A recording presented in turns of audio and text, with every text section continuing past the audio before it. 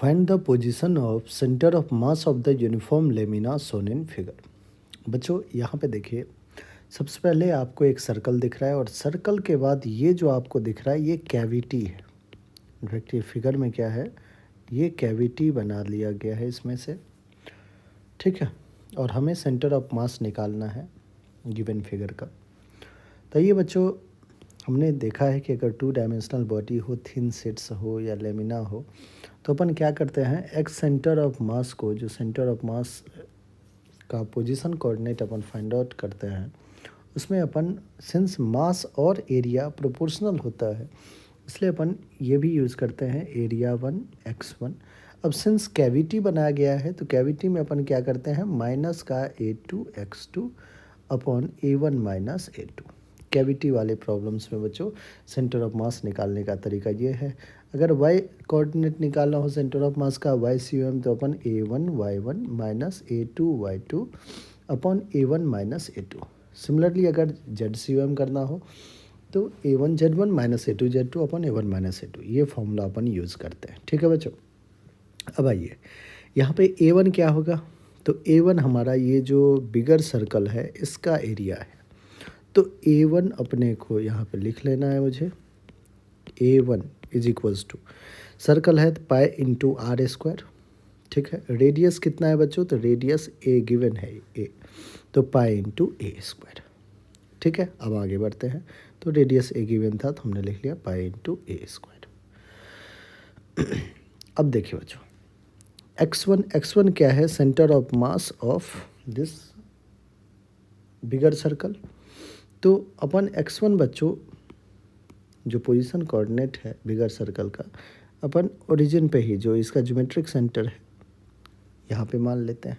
तो x1 क्या आ जाएगा अपने पास, x1 तो 0 आ जाएगा, ठीक है। आगे बढ़ते हैं, एरिया 1 x1 आ गया।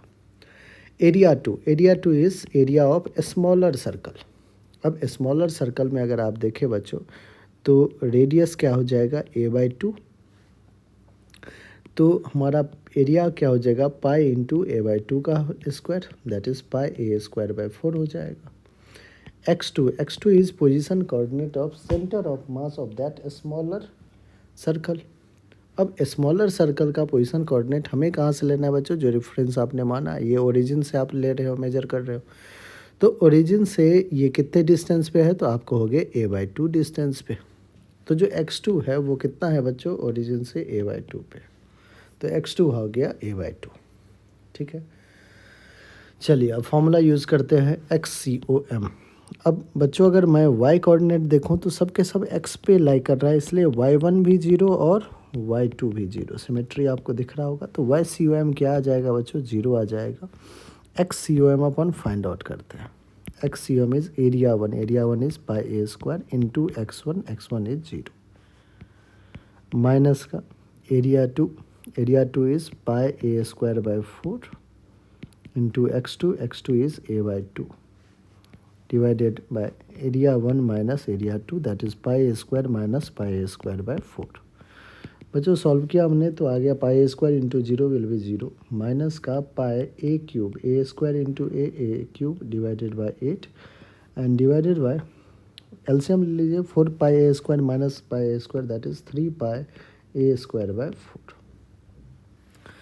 XCOM का जो एक्सप्रेशन आ रहा है बच्चों वो आ रहा है minus pi a³ divided by 8 into 3 pi a² और 4 ऊपर चला जाएगा, 4 1 जा 4 2 जा, पाई ने पाई को कैंसिल किया a² ने, दैट इज माइनस का a अपॉन 3 2 जा 6,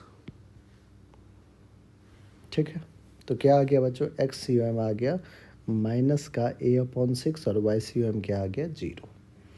तो ये आपका बच्चों बिल्कुल करेक्ट ऑप्शन है।